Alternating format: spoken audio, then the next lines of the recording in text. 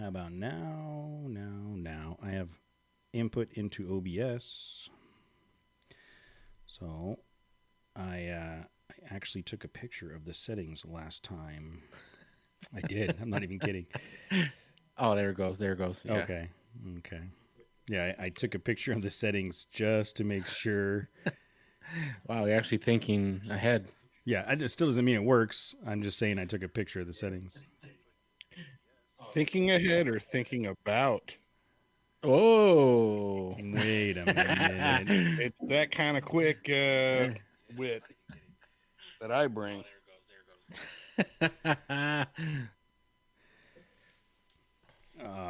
Wow, we got some people on.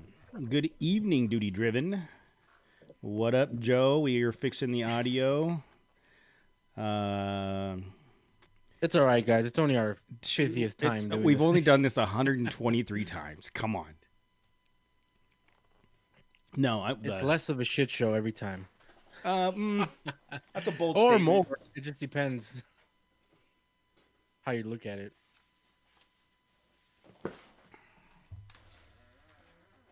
I don't know if I'd say it's less of a shit show. It's usually just a different kind of shit show. True.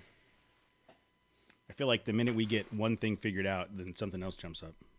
Yep. It's like the story of life.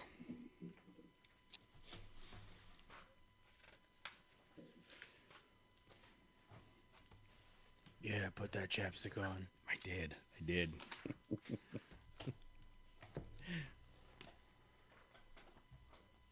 you guys have the episode scripts up? Yep. Oh, I was going I to couldn't open up that Hyundai pickup truck.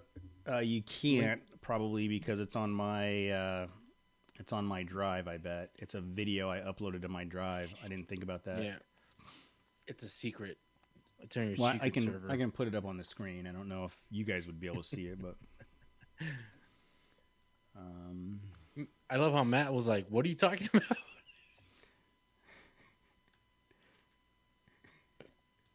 Isn't that funny? Yeah, it's pretty fucking funny. It is. Oh, there it is. Yeah, we're not even 7 minutes in. 7:31. I got a whole segment here just for Jose's. It's okay. We're not gonna. This isn't the actual start part. Okay, so are you guys ready for the start part? Yeah, I mean, it's been started. I mean, people are here. Well, in the room. we just lost Matt. Matt, did you die? Matt. Oh, yep. He disconnected. He probably tried to open up one of the links. He tried opening up the script.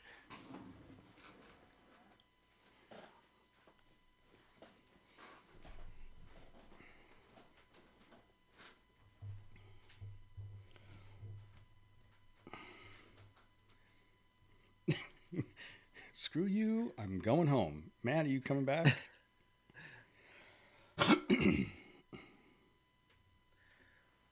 What's up, guys? Thanks for joining. The show was supposed to be started by now, but No. We said we were going to go live at 6:00. We did that. We didn't necessarily You're say right. the show would start. We're it's giving, pretty implied though that we're at giving 6, people you're the like, behind the these guys scenes. are. What's up, These brother? guys. You good? I don't know, dude. All I tried to do was open the my drive and something happened. You guys still there? Yeah, we got you. I can't. I don't know. Just gonna go to take a nap or something. This is bullshit. I wanted to take a nap today. It did not work out as well. Sounds like you need an actual computer, Matt. I need a volume is what I need, like a pill. Valium? Volume. Isn't there? Drugs. Yes. Drugs. Just get me some drugs, please. All right. I'm ready. Okay. Let me one thing.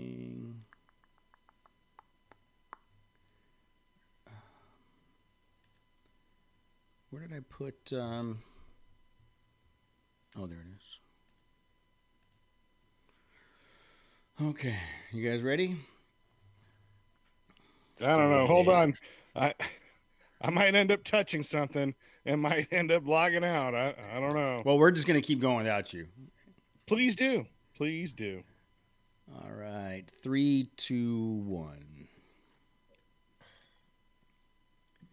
Hey, everybody! Welcome to episode 123 of the Trailchasers podcast. We are again doing remote recording. Matt, Jose, and I are each in our own perspective studios / bedrooms / closets or whatever, and we're getting started. How you guys doing tonight? Jose, you still in the closet? I never got out. Oh, I thought you got let out. Never mind. No, My bad. I'm in there still. I'll let you guys know when I come out. Thank you. Yeah, I mean, it's not whatever. No big deal. No big deal to me. I don't. Of course not. There is. Speaking. So we're doing good. I'm gonna say we're doing good tonight. Speaking of which, there's a new show on, or I don't know if it's new, but there's a show on Hollywood. I mean, on Netflix called Hollywood. It's a really interesting show. If you have any concerns about closets or what should be in or out of the closets, do not watch it. I'm just telling you up front. So you watched all the episodes? I watched every bit of it. Why is that the only show playing on all your TVs at the house? It's a very interesting story about Hollywood in the 1940s and stuff that was going on back then. Yeah. What were they doing back then? Can you say? They're making movies, right? They were making something. They were making something. And then there would be a camera there every once in a while. Oh, okay. All right. So a lot of things are going through my head, but I can't say them. So yes, you definitely cannot. You definitely should not say them. I shouldn't. No, I can, but I shouldn't. Are we? Do we have an overseer that monitors our podcast? Yeah, he's sitting right there. Yeah, he's actually right there. Well, that fun police. That leads right into our first topic here is listener feedback. So in response to last week's episode, which by the way, I don't know if you guys noticed, but the Jeep community was not much of a fan of the title of that episode. Oh no! They came in strong. They came in hot with the comments and feedback on the on the Wrangler, and we got an email from Dirt Minions 4x4, and he says, just to educate you a little bit about Jeeps, it's a well-known fact in the Jeep community that a Jeep will often revolt against its owner for improper use. Jeeps are made for actual trails with actual obstacles. Taking a Jeep on a gravel road you guys typically refer to as, quote, trails, will make the spirit of the Jeep angry, and it will rebel against the owner. A good rule of thumb to keep in mind is if a Ford Ranger and a Nissan Landscaper can successfully manage a trail, the trail is an insult to the Jeep, and you are at risk of insulting it. You wouldn't take a Clydesdale to a pony ride. Don't take a Jeep to a wussy ride. I wouldn't take that Jeep on a highway either if it was raining. That's I wouldn't take it through a drive-through car wash either. That logic you just said still translates to I still wouldn't drive a Jeep. Yeah, I don't. I wouldn't drive it on a road because there's Nissans on that road. You know. Yes, Dirtman is just again a perfect example of the Jeep community not being fans of our episode, and kudos to Joe K for letting us bash him and his Jeep for a while, and he took it like a champ and let us do it. So thank you for that. I appreciate it. All right, we got a review. Jose, you found this one. You want to read this one? Yeah, this one came in from Easy Like Sunday Mornings, 5-star review. It's titled Off-Road Shenanigans. And he says, or they say, an eclectic group of automotive enthusiasts sharing their life experiences on and off the trail. The exuberant amount of knowledge that is shared by Jose is well complemented by the Maverick Matt's whimsical demeanor. Oh, and Cody is there too. What kind of bullshit is that? Am I whimsical? I guess. I mean, Dude, I would rather be you're whimsical than just like a side note. Like, oh, yeah, and Cody. I guess Cody's there. And then there's this one guy, I can't remember his name. That's some crap right there, you guys. Why do I not get any respect for this show? Because you're the fun police. Yeah, it's better than the comment we were throwing around. What was that on YouTube last week or the week before? The guy compared me to Homer or something like that. The guy said, like, "Oh, I like Homer Simpson." Yes, that was screw you. It was hilarious. He said he just caught one of the episodes of the video feed, and he was like, I really thought the Nissan guy would look more like Homer Simpson. Yeah, exactly. I love that he refers to you as the Nissan guy. Prediction: that guy lives in Hemet. The guy lives in Hemet. He probably drives a Jeep. Oh, and he's unhappy with you. That's right. And he's like, screw that guy. Screw that guy. I'm gonna get him. I'm gonna show them. Right.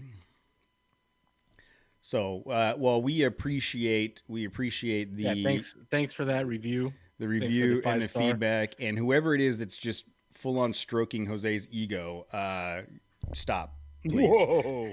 Well, I didn't know where we were going. I was like, wait, what? I don't know what you call it. I just ego. Oh, gross. Yes, it is. We haven't heard from him in a while. Al from New Jersey. We have not. I wonder if we offended Al from New Jersey. I don't think so. He's had enough. Yeah, I forgot about it. Al from New Jersey. There's a couple people that we've talked about recently that were heavily engaged, and then recently they've been completely off the grid. And I hope that means they're okay and they just got tired of us and stopped listening, and not that they're having problems with all the stuff going on in the world. I would prefer them to be healthy, happy, and just not like us. Exactly. So, hopefully that's the case. But I'm sure. I mean, we see rises and falls in download numbers and engagement, and I'm sure there's going to be people that, just looking at the reviews today when you sent me that review. We're at like 4.8 on the reviews because we have the one unhappy 1-star dude about. Yep. And then we had two 2-star reviews, I think. Yeah, I think that one where that guy was pissed because we have like influencers, too many influencers. That was the number one. That was the guy that gave us the 1-star. That was the 1-star? Yeah, I tried to. I don't have iTunes, so I couldn't find it, but I'm sure there's some 2-star reviews there driving it down, but whatever. Guys or people like Easy Like Sunday Morning makes it better. So other than that, no, I take that back. Easy doesn't make it better because he's bagging on me, and I have needs too, and I'm not sure why I'm the brunt of all the jokes. Somebody has to be. Somebody has to bear the brunt. Okay. All right. It's your turn that time. It just seems to be always your turn, though. Yeah. I'm okay with it. So the other day on the road, I saw one of those, how the you see vehicles that come in driving down the road that have all the stuff all over it, like the coverings on it, because they're prototype vehicles. The camouflage. Yeah. The landscaping tools? No, not the Nissans. So I saw one on the freeway with all the different camouflage, and it looked really cool under there, and I filmed it, and it was a Hyundai. It's the Hyundai Pickup, and you guys won't be able to see it, I don't think, but I'm going to play the video on the YouTubes if this works, but.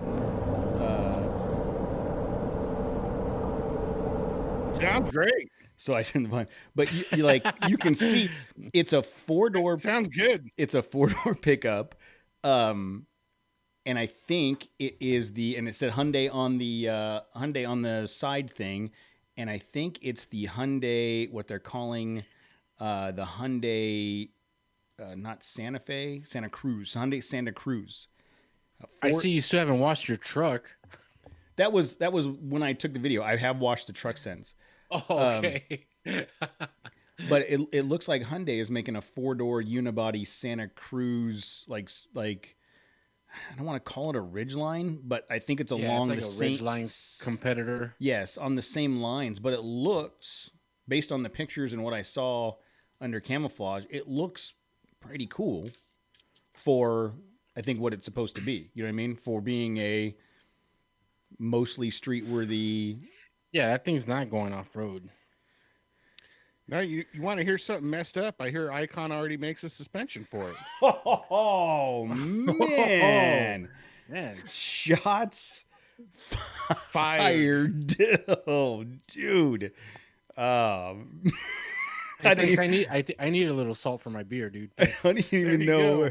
I don't even know where to go with that. So what's the deal with the Santa Cruz? Does it even come with 4-wheel drive? I don't know. I was going to ask if you guys had heard anything about it. And part of the reason I'm asking about it is because the Hyundai Palisade is the same as the Kia Telluride, and those two SUVs this year have been killing it. Like the Telluride and the Palisade have been up there on top SUVs of the year and quality and the whole deal.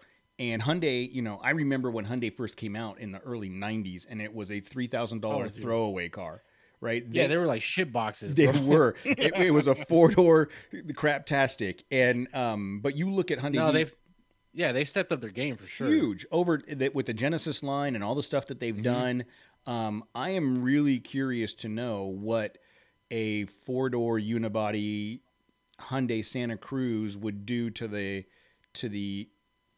I don't say market, but the niche, the off-road niche, if it came with 4-wheel drive. So there's a YouTube channel called Primal Outdoors. It's just a guy and his dog in the Pacific Northwest, and he took a Telluride. Mm-hmm. I think they did like an overland build. Oh, and really? He had it for a while. Yeah, it's pretty much, it was like a spacer lift, some off-road tires, and just pretty much just like some drawers in the back. But I mean, he hit the trails with it. I mean, he hit some pretty. I mean, he was towing an off-road trailer. Yeah, the LG ECTS team made a couple of those Kia Tellurides for SEMA a couple years ago, and they had a full-on obstacle course outside of the SEMA showroom doing it. And my understanding is that they were really impressed with those vehicles.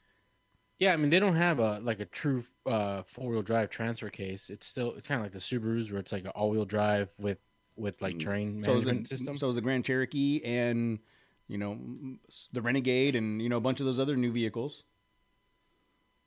Exactly. But yeah, I mean, he hit the fire roads with it. What was the name of the channel? Primal Outdoors.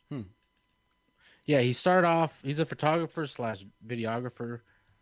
He started off with like a F-250, an old one, like a V10, hauling his off-road trailer. Does he sing like country songs too? Because so far you talked about some dude and his dog and his truck.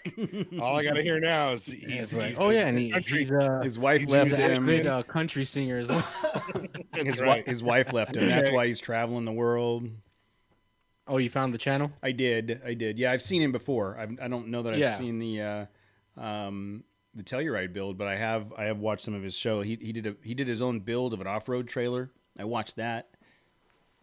He just finished converting a Econoline van to 4-wheel drive. Oh wow! So he's living out of a van now. By the river? Yeah, down by the river. Beat you to it. Yeah, it's a cool YouTube channel. You should check it out. Yeah. Again, so I just kind of dog does he have? I don't know. It looks like a sheepdog / mutt. Yes. I don't know. Okay. Good to know. I brought it up because I saw it and was curious to know if you guys had seen anything about it. No. I think there's a sleeping giant in that market, like the crossover fire, adventure builds. Mm-hmm. I think if like Is Subaru Is that what a fire road is? An adventure Trail, road or something? I Yeah, I guess mean, I don't know, dude. I'm just saying No, but like the okay. cross, like the cross trek builds, and I think if more people started wheeling like RAV4s, like all those in that category in that segment, I think if there was like aftermarket support, I think it would blow up. and I think the new Cherokee needs to be in there too. I know when it came out, a lot of people bashed it, but I'd be willing to bet that used car prices on those things are coming down, and you'd be able to get a used Cherokee Trailhawk for a good price and be able to go most of the places you want to go.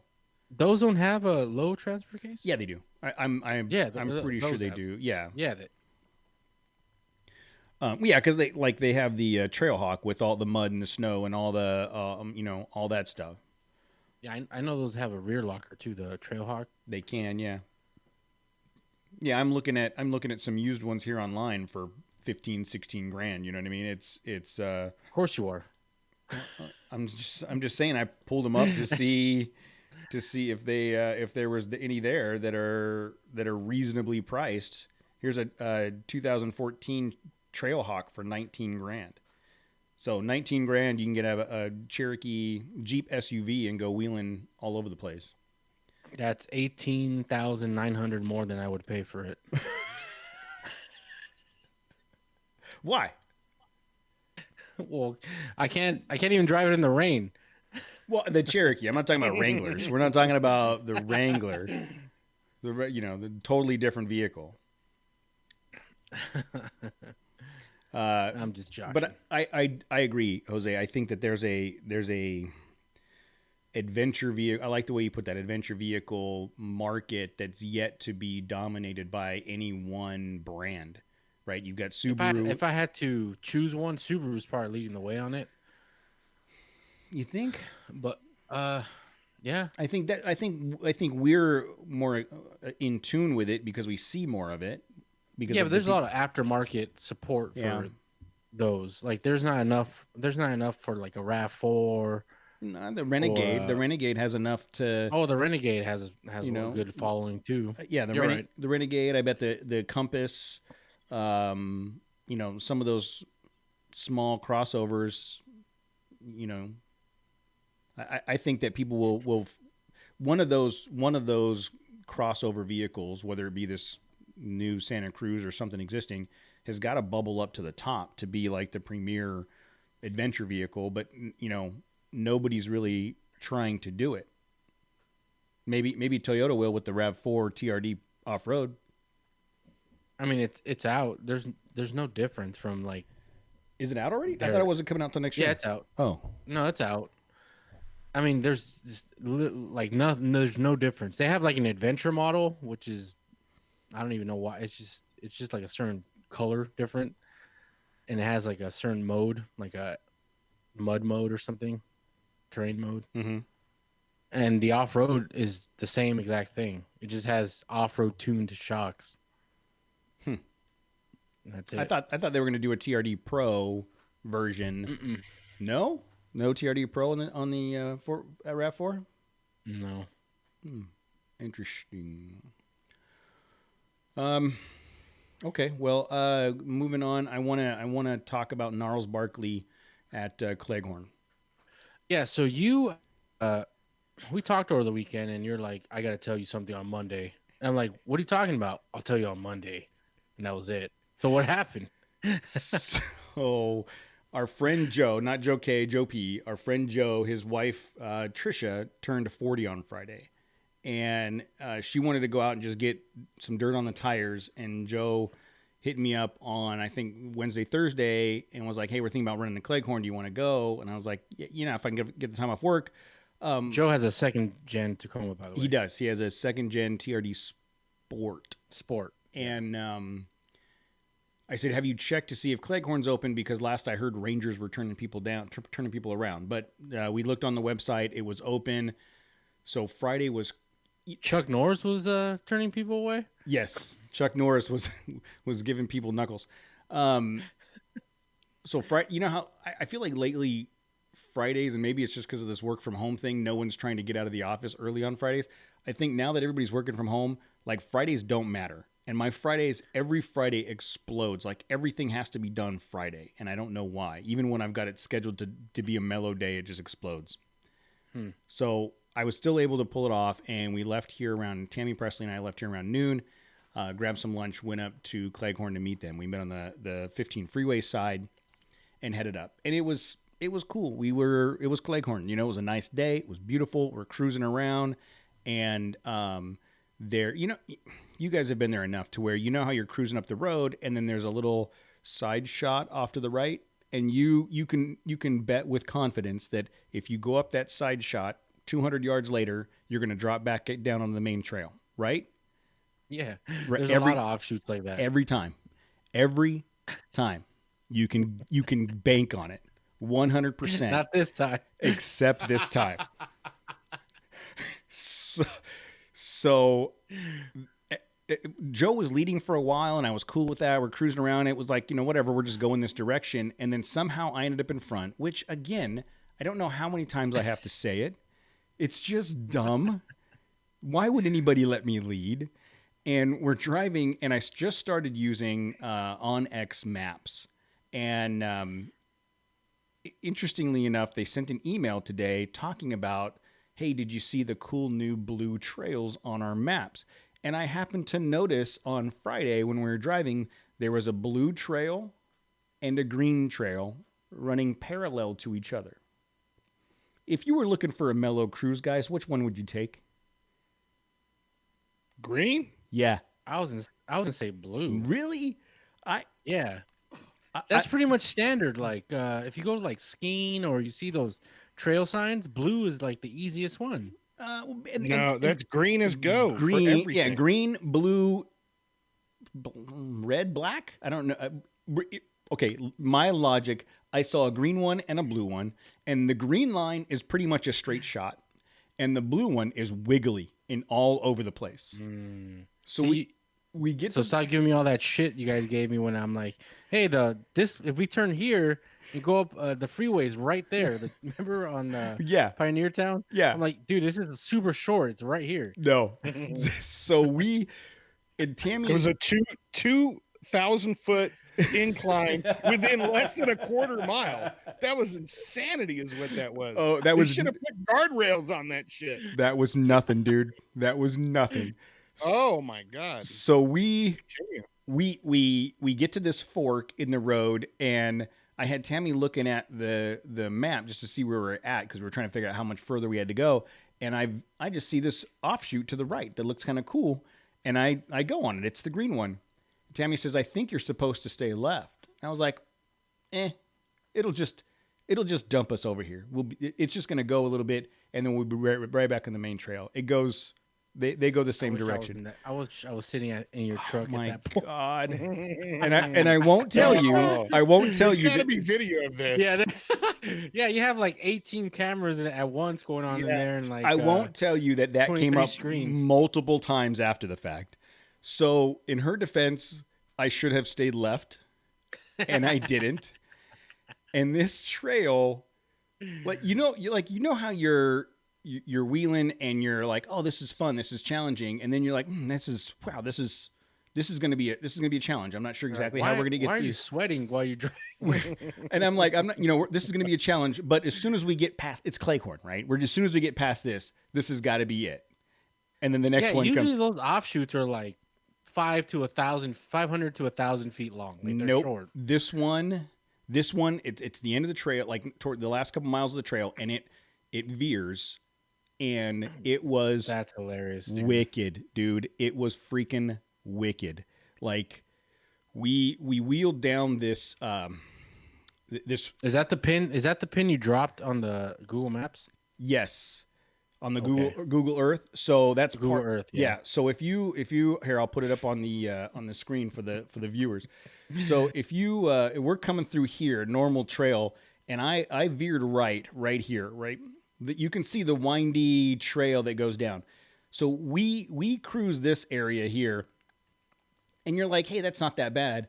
And Google Earth does not do it justice. But we came down this one trail here that was in a major valley, and when we got to the bottom here, Joe doesn't know this, so hopefully he doesn't listen. But he was in front, so I was guiding him through. And when we got down to the bottom there, he got extremely off camber, and I jumped up and grabbed the back of his truck bed just to make sure. And I was hanging, literally hanging off the back corner of his Tacoma just to make sure. And so we got through that, and we're like, okay, that's good. You know, we'll get through there. We get cruising again, and we get down to a couple rocky spots, and then all of a sudden we get down to the bottom here, and literally, like, from where we're at, the main trail is 200 yards away, if that. And there were boulders, like 37-inch Wranglers with rock sliders. That's what you would need to get over this thing. And, and we were at the point, the girls were already panicked. They were completely freaked out. And we were at the point where it was like, okay, well, you know, our options are try to take this short route knowing there's going to be body damage, because there's no possible way. Neither one of us have sliders. We're both on 33-inch tires. There's absolutely no way we're getting through this next 200 yards without body damage, or we got to go back. And when we got to go back, there's a couple hill climbs we're going to have to go through that I don't know we can make. Well, no, I will take that back. There was never a part of me that thought we weren't going to make it. It was no, but going unscathed was the question. Yes, it was how much body damage are we going to get, and how much crap are we going to get from the passengers in the cab. The Frontier would have made it through. So we turned around and we headed back, and there were two spots where. Oh, you headed back? Yes. Yeah, we're 2 hours in now. Like, I mean, as far as the veer. Yeah, you're committed, dude. So we went back, and then we found another trail up here on this ridge that we're like, oh, sweet. And we're on the phone looking at it. We're like, sweet, this one will go straight to the dirt, right, straight to the road. And you look at it, and you're like, wait a minute, it dead ends what appears to be 20 feet away from the road when you're looking at it on the phone, but you can't tell what the elevation is. So I'd be willing to bet, I'm looking at it now, it dead ends 20 feet from the road, 3,000 feet up. so that one wasn't an option. So we turn around and we go back to where we were on the main trail, or on the trail, which is right about here. And I literally started hiking through the bushes, because at this point now, the main trail is about parallel in height, the same height we're at, and it's about 50 to 100 yards away to our left. I literally hiked through the bushes thinking I will machete my way through the rest of this forest to get us out of here, so that I could just, because this is a disaster. It's Trisha's 40th birthday. She's in a panic. Tammy is not happy. In her defense, she kept her cool the whole time. Fortunately, Presley was oblivious. She was watching the phone in the back, didn't even care. But there was no possible way, even if we bush bashed, even if we crashed through the bushes, there was no way we were going to get through there. So we went back, and all the way back, all the way back to the last point. Oh, that fork in the road. Yes, the fork in the road. So those two hill climbs and a couple obstacles that we went up really solidified my faith in that Ranger. Like, I mean, if you guys remember when we did Akatia Wells and I was in the Tacoma, and there was that one hill climb that we're like, I don't know, let's go see where it goes. And the Tacoma just went and did it. Yeah. The Ranger did the exact same thing.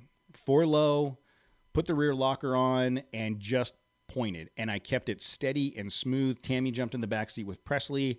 And we made it up that hill, and we got to and I was like, okay, we got the first one done. There's one more, and it's even bigger. And it was one of those ones where going the first 3/4 of it was no big deal. It was pretty straight and rutted, but at the top it turned and there was rocks and ruts. And so you're already committed. You're already at the top of this hill. Then you got to start rock crawling. And I was like, I'm going to have faith in the vehicle. I have faith in my driving skills. And we pulled it off and got out and drove back to the main fork and turned on the road. And then it took another 15 minutes to get off the trail but we wasted probably 2 hours going all the way down and back in these obstacles. And the thing was, and like, I feel like I know Cleghorn pretty well. We've been there a lot. You also said that about Pilot Rock, and you're like, yeah, it's it's not easy or it's not hard. It's pretty tame. So moral of the story is I don't know anything about anywhere we go wheeling ever. I marked it, Jose, because I want to go back. I want to go back because Jose, Joe and I even said, like, if it was just the guys, we may try this, knowing that there's going to be body damage. And this is just that much more solidifies the need for sliders on my Ranger. I feel so vulnerable on that rocker panel. When I had them on the Tacoma, I was like, whatever, I'll just bash into stuff. I don't even care. Like those, I'd slide right over it. And now not having them makes me feel like I have anxiety about bashing. Vulnerable. You're vulnerable. Yeah. So I need to. Yeah, I think everyone's first 2 mods should be tires and sliders. To any off-road vehicle you're gonna do, tires and sliders before lift and before everything else should be your first 2 upgrades. Yeah, 100% agree. And so now I'm on the hunt for a set of sliders, trying to figure out what I'm gonna do to protect that, because if I had the sliders, if we both had sliders, we probably would have just slid our way over a bunch of those obstacles and been. Yeah, you could use the sliders as a pivot point. Absolutely. But in that section, had we gone through there with no sliders, there was no way we were coming out unscathed. That's crazy, dude. It is. Wow. It is insane. Again, like when you look at the trail maps up there, I feel like we've been around a lot, if not all of that spot, and then all of a sudden you see something, you're like, wait, where did that come from? I didn't know that existed. You know what I mean? So I think that there's way more exploration to do up at Cleghorn to really get a feel for, maybe there's just somebody crazy that, what's the term you just said? Bush bashed. And yeah. they just create new trails. Just go up there with weed whackers and sharp knives and just screw it, we're going this way. And they spend a weekend just creating new trails. I don't know. Well, what's funny is there was one fork in the road that probably a bunch of dudes in Nissan Frontiers with all their yard landscapers tools. Yeah, all their landscaping tools. Exactly, have those pickaxes. And there was a point where we came up to a fork, kind of by where that dust bowl, where the big bowl is, and we went one way and we started going, and I went, nope. I remember this. About 300 yards up, there's a huge drop off. Remember, Matt, you drove my WJ over it, and I was like, no, we don't want to go this way. This way is easier. And then I ended up hosing us, and I ended up getting us stuck. And it was like Tammy said at one point she had resigned to the fact that she was going to sleep there. And really, oh wow. And I was like, well, here's the other thing is. We're at a couple different points where Joe and I had to hike up some of these hills just to see what was there. You guys were prepared, right? You had like sleeping stuff. And yes, like food, we had stuff, we didn't have anything. We barely had enough. If we had to sleep there, we wouldn't have had enough water. But wow. Again, so my point, there was never a point that I thought we weren't going to get out. It was whether or not we were going to get out without damage. Exactly. What was the extent of the damage? And whether or not I would still be married at the end of the trip. That was questionable for a good portion of this. But so did you take any damage? No. Turning is the truck okay? Truck's totally good. But turning around and going back, still says Ford all over it. Yeah. It still has all the badging and junk. Here was my should have hit some of those rocks to knock the badges off. Here was my thought. Like it was like some of those descents that we came down were gnarly, but Joe and I had the conversation that because we came down those, I feel way more confident being able to go back up them than what we saw ahead of us with those rocks. And I've always felt like going up an obstacle is easier than coming down an obstacle. Yeah, dude. Going down is the worst. Going down something is way, to me, and I don't have that much experience, but for me, it's always felt sketchier going down something than going up it. Yeah. Well, and I think that And the funny thing is, I told Tammy that I'm like, you know what? The good thing is, I've always felt way more comfortable going up obstacles than down. And she says, good, because we have a lot of obstacles to go up right now. She knew. But the the moral of the story, a couple morals here. One, don't ever let me lead. That's just stupid. Two, I should probably pack camping gear everywhere I go because there's a good chance I'm going to get lost. Three, the trail map at Cleghorn is way more, I think, vast than we know, and we got to go map that stuff out. And then four, happy birthday, Tricia. I'm sorry that your 40th birthday. Happy birthday. I told her at the end of it, when we got down to the end, I said, I just want to tell you one thing. I don't care what Joe has planned for you for the rest of the night. It will never be as exciting as what I just gave you. Whoa. That's not weird. I thought it was funny. Sorry, Joe. Yeah. I don't know if Joe should beat you up or. Oh, he could totally beat me up. Anybody could beat me up. It's not hard. But it was really cool. Again, I think if it was us and we were properly equipped, that gnarly section we went through would have been fun. And even getting back there and turning around again like we did would have been a good time. But we were trying to get out because Tricia had dinner plans and I had the girls with me, and it was just supposed to be a quick, easy day run. Dinner plans, huh? Yeah, I guess her. Yes, it was actual dinner plans, Jose. Actual dinner plans. I just want to know what restaurant because I want to go. Yeah. Dinner plans where? Like at somewhere in their Arizona? Or no, something? at their house they were having dinner made. I think like one of her family members was making dinner or something and dropping it. I don't know. Whoa. Excuse me. Yeah, I thought you were going to say like catered. And they're like an Orange County couple, right? That yeah, makes that's sense. true. Yeah, that's Orange true. County. That's what people. I heard about. Orange That's what I hear County about people. Orange County people. The restaurants come to them now. Oh wow. They just bring their own ovens and everything. They don't even have to let them use their personal ovens. It's COVID ready. So that was my adventure on Friday, and that's what I get for leaving work half day to go try to have some fun. It ended up being a complete. You want an off-road challenge, huh? Yeah. But again, the positive side is I feel really good about the way the truck did. I feel really good. Gonna say, I'm like, well, you got to see what your truck can do.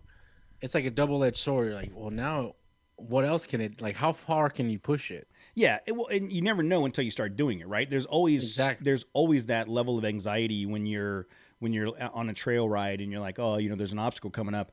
Well, I was at a point where I didn't have an option. Like, the option was go that way and get smashed, or go this way and possibly get smashed. So this one seemed less likely to get smashed, and I just had to do it.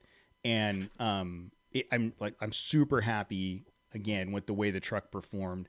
Those tires, that suspension, that 4-cylinder turbo, I absolutely love it, and it just made me that much more appreciative of the truck and its capabilities. I've actually been meaning to ask you, like, what's your just a quick long-term review update, because you've had a chance now to wheel it pretty hard now from this past weekend, and drive it around a lot. What's your long-term update so far? I'm very, very happy with the truck as a whole. It's very comfortable. It's easy to drive on the road. It's comfortable to drive. I can drive it back when we had driving, like when people would commute. I could drive it all day long and not get worn or feel fatigued. It's comfortable. Mm-hmm. It's got all the amenities I want it to have. And then it has done everything I've asked it to do off-road and then some. With the exception of having body armor in the form of sliders and bumpers. There's nothing I did in the Tacoma that I haven't been able to do in the Ranger. And I've been able to do it more comfortably. And I feel like the drivetrain in that truck is head and shoulders above what my Gen 2 Tacoma was. Yeah. And that's, 80-90% of the driving that we do is on Southern California roads. or minor trails or stuff. We're not Yeah. we're not rock crawlers. We're not, even though some of the stuff I did this weekend was pretty hard. Most of the stuff that we do, 90% of the time, it's perfect. There's probably going to come a time where I will hit some limitations on a trail because of articulation. For example, Joe P sent me a picture of my truck with a wheel up going through an obstacle, and there's not that much articulation on the back end of that truck. You guys saw it. You drove There on. isn't. Yeah. Yeah. It doesn't Even sorry to cut you off. Even this past weekend when we went wheeling, like I saw one of your tires go up, and it wasn't even like a huge obstacle. Yeah. No. It's like going off a curb. Yeah. It was, when you were turning hit that little pebble. It doesn't have a lot of droop, and I don't know. I should try pulling the sway bars out just to see and driving around and see if it does anything. But I think it's just the geometry of the Ranger suspension. It just doesn't have the droop, especially on the rear end, that some of the other vehicles do. And I get that, and that will probably be a limiting factor somewhere down the road if I push it. But I think for what we have done up to this point, including some of the stuff we did at Hammers, including hitting the sand at 60 miles an hour through whoops, you know what I mean? It has been fun to drive and not been disappointing in any way. Nice. Good to hear. Yeah, I mean that thing. I think it showed its value, or it impressed me definitely at Hammers going through that sand section. Just anywhere in there, being able to maintain speed, and that thing was impressive. It was impressive. Yeah, I totally love it. Totally love it up so far. Jose, you talked about my truck being clean. So yeah, I took the truck to the dirt stripper here in Norco, which is not to be confused with Jose's college nickname of the Dirty Stripper. So there's it's the filthy stripper. Get it right. there's a one of those do-it-yourself pressure washer dealies here in Norco that I've been going to since 2001. I go there all the time, and so I took it there, and I roll up, and the owner, who I've seen a bunch of times, and he has a TJ, he sees the truck, and he's like, "Hey, do you want hot water for that?" And I was like, "Yeah, man, look, I'm not going to do it in the normal bay. I'm going to take it over there to the big rig bay with the degreaser and everything." And he's like, "Yeah, cool, no problem." So he and I got to talking. I ended up giving him a card and invited him to go wheeling with us. But I took it over there, and they have the degreaser and hot water. I opened the hood, sprayed the entire thing, and you know what? I even sprayed the crap out of my engine, and I got it all wet inside there. Truck still turned on. So roll the dice. You're not bragging or nothing. Ouch. So but I cleaned the crap out of the damn thing, and ended up talking to the guy, and I was making jokes as I was writing the show notes about the Dirty Stripper, because they call it the Dirt Stripper is the name of the place down in Norco. So shout out to Garrett at the Dirt Stripper. But with that in mind, Oregon has a strip club that offers drive-through dancing and carry-out food to go. It's a whole new world, guys. It is a whole new world. We're trying to flatten the curve. They're way ahead of it. They're in 2024. They're right. How does that work? How do you drive through strip club and get some food to go? There's only one way to find out. There's only one way to find out. Road trip to Oregon. Road trip. Hey, Dave from Oregon. We need a man on the streets report from honey. Yeah, get out there, Dave. Honey, the guys have asked me to go check this out. They're making me go, honey. They're making me. I don't want to do it. Show I don't even want to do it. Gross. Oh, that's so funny. So apparently they wear masks and gloves, and that's probably it. I mean, when you think about it, but Good enough. you can roll through and get. This is in Portland. It's called it's promoted as food to go, and I saw it. What? They have good steaks. Nobody goes to Hooters for wings. Do they serve wings at Hooters? I don't know, but there's a section in this article called. Is there food there? There's a section in the article called PPE and pasties. So that's what you got. I mean, I thought it was hilarious, man. Wow, that's pretty funny. Anybody in Oregon?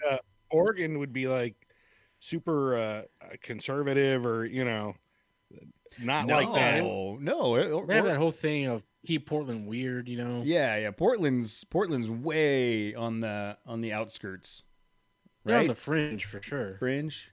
So it's called the Lucky Devil Lounge. If you're in Southeast Portland, go check it out and call 951-394-DIRT with a better yet, take some video. Take some video and send that video. Tag us in your stories. If it's good video. If it's bad video, send it to Jose at Trailchasers. Well, send all the video to me. I'll hand it out. Yeah, define good and bad. I mean, that's a whole. What? That's what you'll that's when you'll find out what people think about you. Like, oh, this is a horrible video. Why would you send it to me? And then there you have it. They know that's what they think of you. So just keep your standards low, bro. Yeah. Oh well, yeah. Always. I don't have any. What standard? Yeah. Let's set some standards. You'll never be disappointed. So the next time we're in Oregon, we got to swing by the Lucky Devil and check it out, or not, depending on who's with us at the time.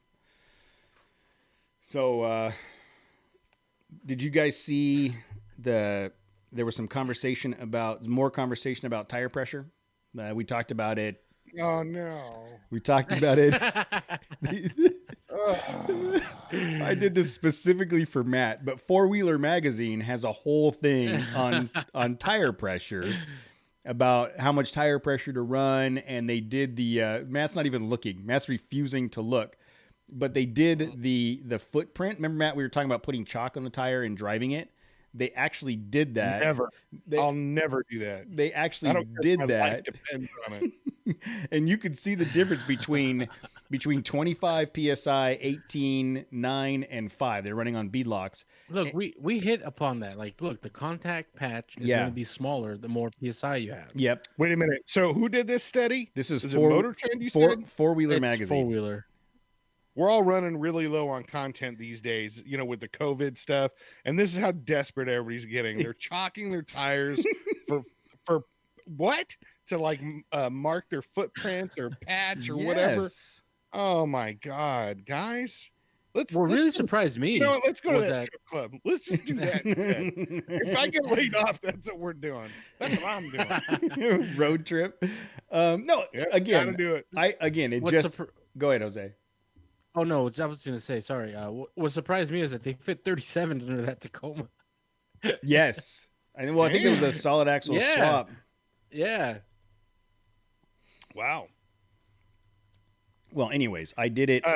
Did they fit them like they mounted them to the Tacoma, or did they just lay them down and slide them underneath the Tacoma? No, this thing's like chopped and wow. They definitely took the Sawzall to the fenders.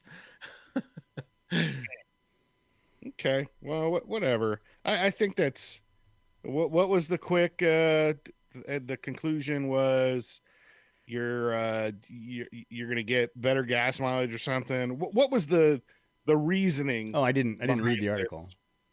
Oh. So the article I read, I wasn't gonna read that shit. I provided the link. That's enough. Oh no. No. So the article I read on Popular Mechanics, I ever click on Popular Mechanics, is like the benefit you would get from airing up, like over pressuring your tires, is offsetted by the wind resistance that the truck body is going to create going faster. And now somebody's listening to this going, didn't we cover this last week? Yeah, it's like, wait, is this a new episode?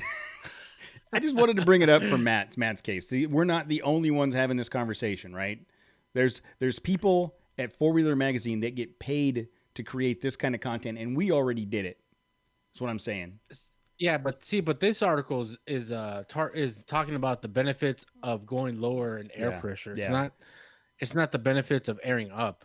Yeah, this is put beadlocks on your truck and go down to 5 psi and you're golden. But yeah, and you'll crawl over everything. Yeah. The tire will just bend over everything. But yeah, we were talking about airing up at 45 psi or whatever compared to what the manufacturer suggested psi. Yeah.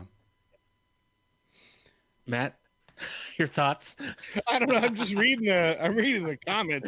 Somebody's asking me to put a mask on. I saw that. Can you have Matt put the mask on, please? Who's RAF 62SS and why have you made them mad? Why would you want to cover up that sexy beard? I don't know. Maybe that's just something kinky or something. I don't know. Hey man, if you get it here, I'll wear it. I don't care. Everybody has a price. $20 is $20. $20 is $20. Yep. Super chat $20 to Matt real quick. He'll take his shirt off and put a mask on. He'll put whatever you want. I'll wear the mask backwards if you want. Whatever you need me to do. You need to take your Green Frontier sticker club. And then remember back, I don't know if you guys did this, but I did back in the day where like you would not only cut the sleeves off your t-shirts, but you would cut them all the way down the sides. Oh, you were that guy. I was totally that guy. Oh my God. Oh, dude. Yes. I want nothing to do with you. You cut those shoulders out all the way down to the bottom. He's like, why even wear a shirt at that point? Oh, yeah. Are you kidding me? I was totally Biff. So yeah, because when you're skating or whatever, like that was I totally it was as close to a toga. I didn't skate with those guys. I skated with the guys who kept their clothes on. Those are the kind of skaters I wanted to hang. Well, back then I was toit. I was fit. I was sexy. I wanted to show that off. I've always been chubby when I was younger, so I put like a sweater on. It was like 90 degrees and shit. No, my chubby just didn't come till later. But Matt, that's what Matt needs to do. Matt needs to cut that shirt all the way down to the sides there, to the bottom, and put like a deep V. Deep V, yeah, all like the way down. Super deep V. And you would just see the sweater I have underneath. It's a man sweater though. It's a real human sweater. That's right. I come out of the pool and like I bring half the water with me after ring out. Do you shake like a dog? You're like Sully from Monsters Inc. I don't know. Yes. Was he like a hairy monster? He is a big hairy monster. He's a big hairy monster, dude. It's like me. Yep. Oh, that's funny. I can't believe you guys just gave me crap for that. I didn't realize not everybody did that. Bro, that's a douchebag move. Look who you're talking to. I walk around wearing, trying to cover up as much. Yeah, I'm trying to cover up body hair as I can, and I got a big giant gut, so it's not working. Exactly. I wouldn't do it now. I was this guy 14. I was talking about when I was a kid. Biff Tannen over here. Stop trying to change the timeline, Biff. Stay away from the DeLorean, Biff. Oh. Nobody wants your casinos around here, Biff. Oh man, you guys suck. You guys. I bet you even took those jersey shirts and like cut them like right above his belly button. It's like why, why even wear the shirt at that point? Are you talking about half shirts? Yeah, you're like I had some of those. What's wrong with those? And my favorite pair of pants was those. I think they were Jimmy's. The ones that had the Velcro, the two Velcros on the side, like that kind of parachuted out. Wow. Yeah, and they tapered down at the bottom. What? Yeah. Hey, why don't you wear that half cut shirt now? because I can barely get these extra large shirts down past that part. The shirts I have now are half shirts by accident. Well, yeah, I know exactly. I got shirts from like 2 years ago that are like half shirts on me now, dude. Yes. I wear them around the house. Mommy likes them. At least I tell her she likes them. Yeah, I still fit into my high school clothes. 2 pairs of pants, one leg in each, and his other legs just flap. Nice. Oh crap! So I think the A new point trend. the point is that we're old and fat, and it sucks. That's the point. Horrible.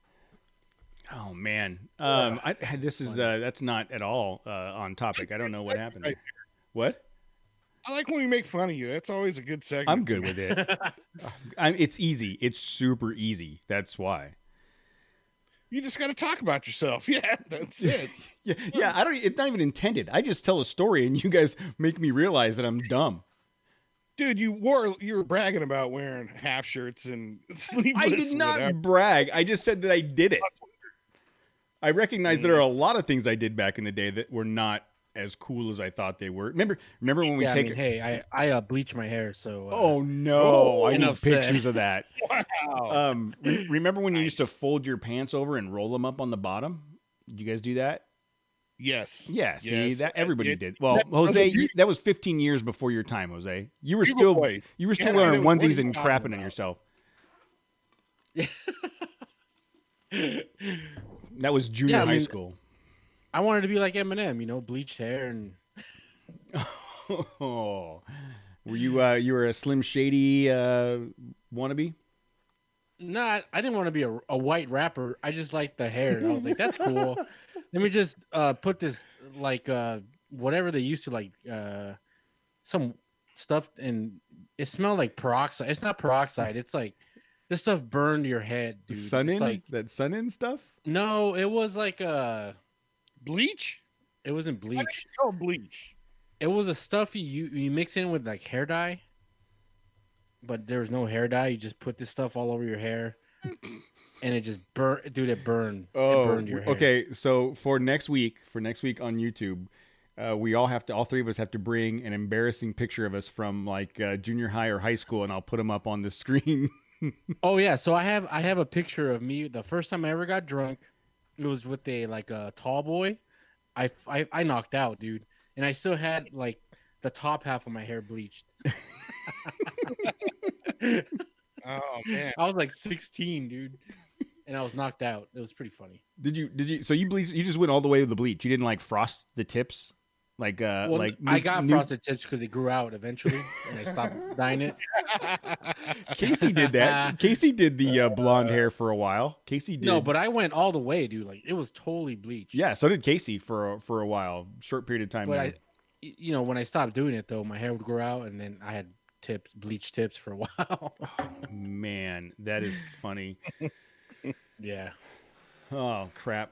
I don't think I could find any photos from high school, honestly. Like we're talking about actual photos. It's not like I'm going online looking at something. Well, for you guys it would be rock tablets, right? Exactly. Yeah. Talking about etching. Yeah. Wall paintings.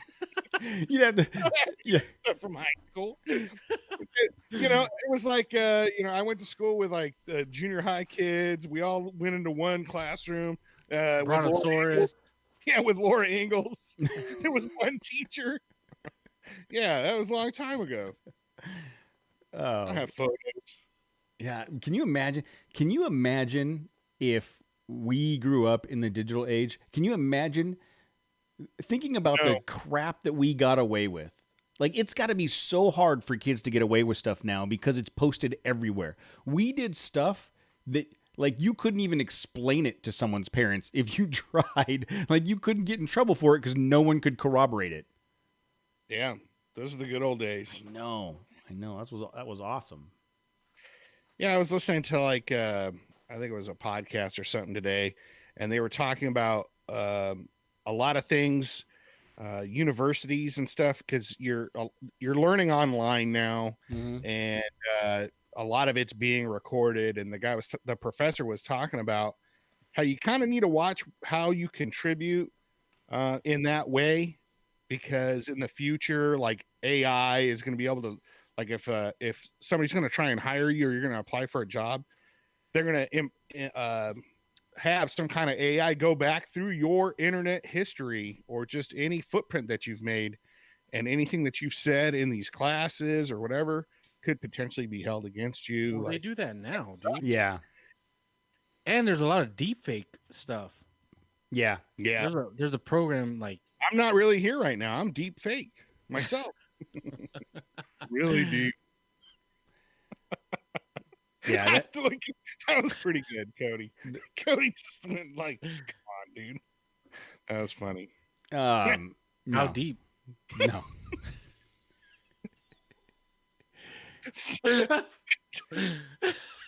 I can't, dude. 110 edit point.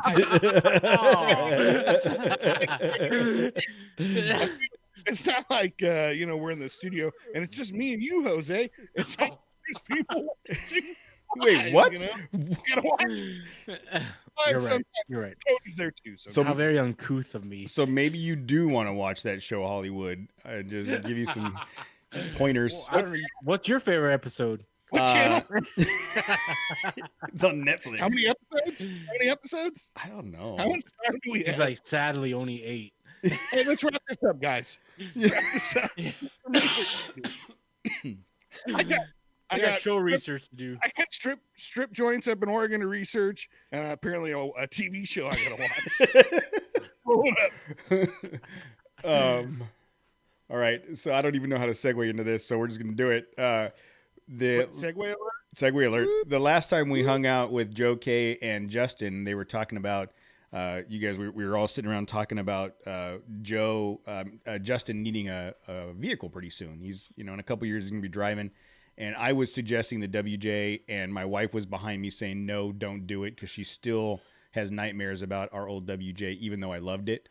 What happened to that Jeep, by the way? I ended up selling it to get the Tacoma. That's not what I was trying to get you to say, but okay. The engine blew up. Again, that was my fault. I don't know how many times I have to say this. That wasn't the Jeep's fault. It was my fault.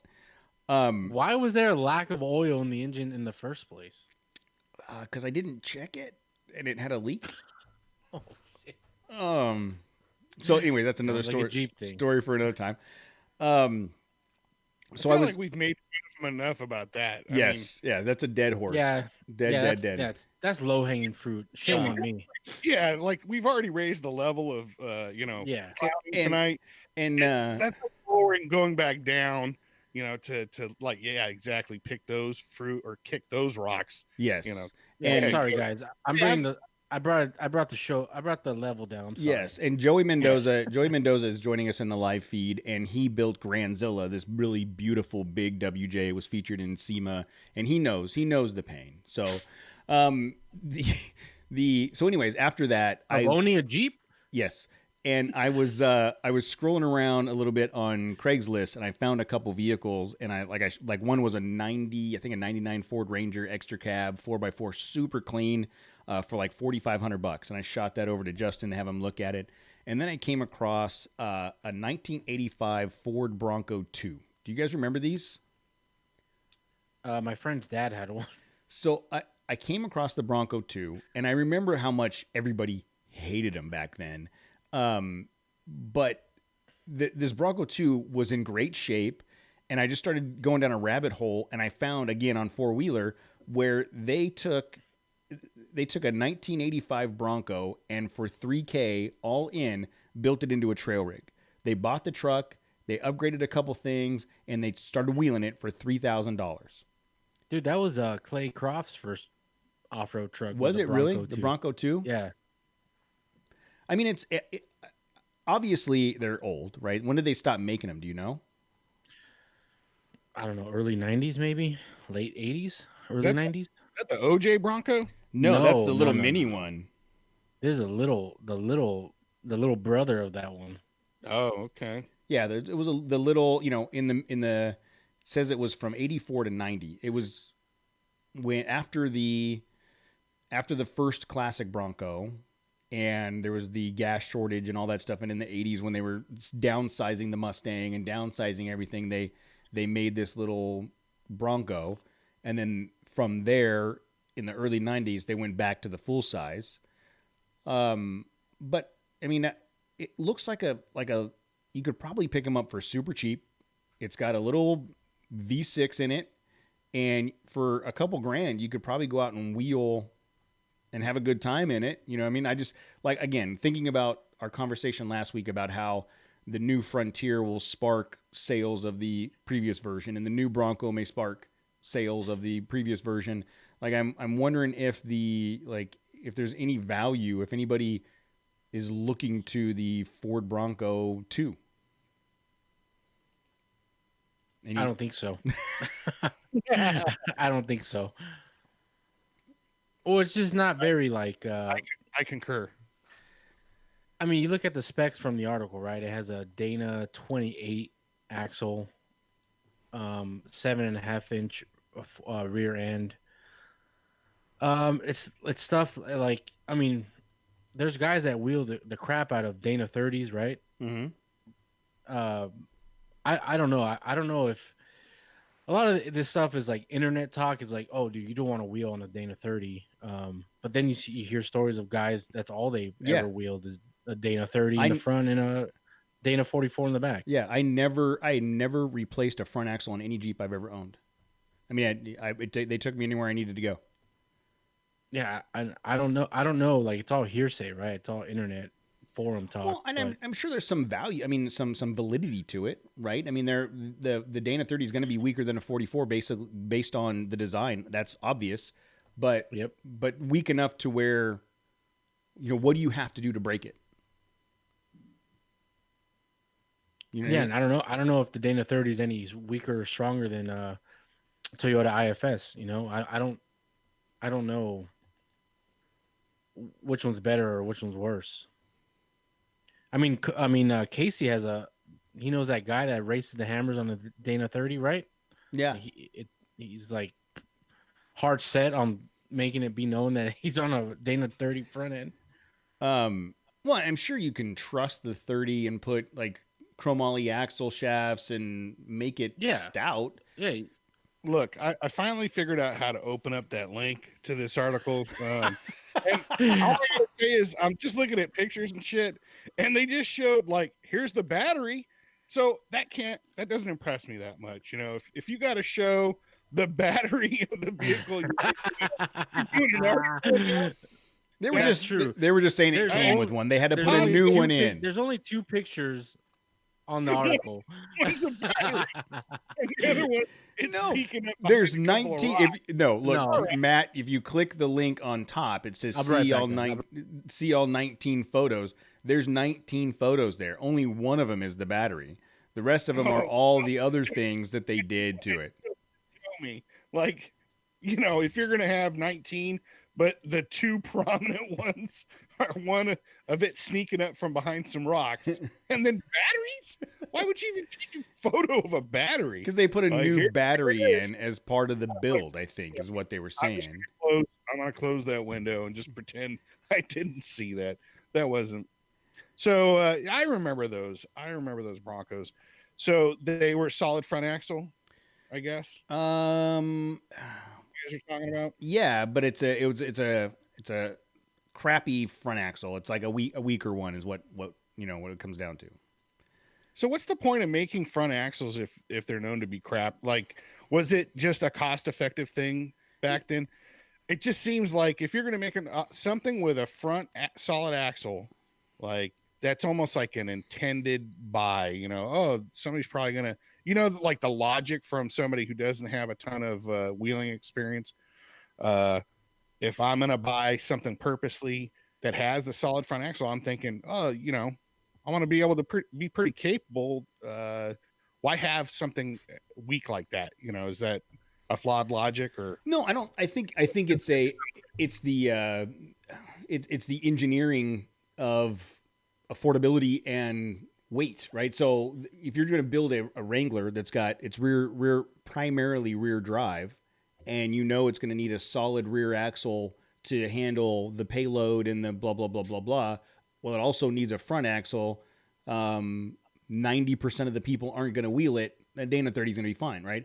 And I would argue that 99% of the Dana 30s out there are going to be fine for what people use them for. There's a very small percentage of people that are going to need an upgraded front axle. Was this a transitional period as far as four-wheel drive where like independent front suspension or IFS wasn't that great or at that time? So if you wanted four-wheel drive, you just had, that was all you had? Yeah. Again, back when IFS first came out, it was for cars. It was for comfort and on-road capabilities. It was not made for off-road. And you know that there's the old school guys that still believe that IFS isn't strong enough, and then now you're seeing that I don't know, Jose, is it a majority of the Ultra 4 cars? Everyone is heading that way. Yeah. The IFS, now that they're able to build them to the point where they're as strong or stronger than, say, a Dana 30, Dana 44, that the limiting factor isn't their strength anymore, and you're getting way more articulation and drivability out of an IFS truck than you are a solid axle.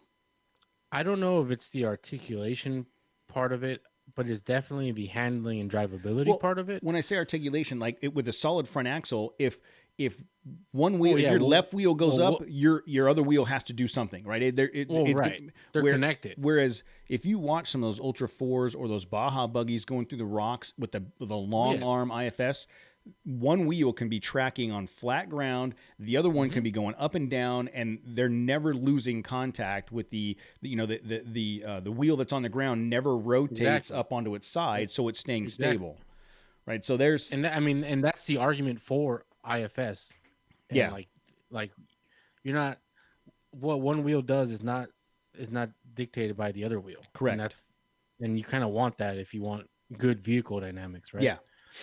Yeah, so Jose brought this up, when we were talking about the Land Rover, about the IFS and the IRS and where we're going with all that. And if you look at many of the Ultra 4 vehicles, most of them are IFS, IRS. Yeah, there's a couple. Eric Miller comes to mind. Not all of them, but there's a couple that are still running solid front axles and staying competitive.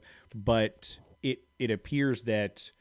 The trend is going towards like IFS, IRS setup. Yeah, and what's funny is I was watching, I think it was on YouTube, and it was like the X Sports or something, and it was a recap of the 2020 King of Hammers, and there was a comment in there, and I think it was from Lauren Healy.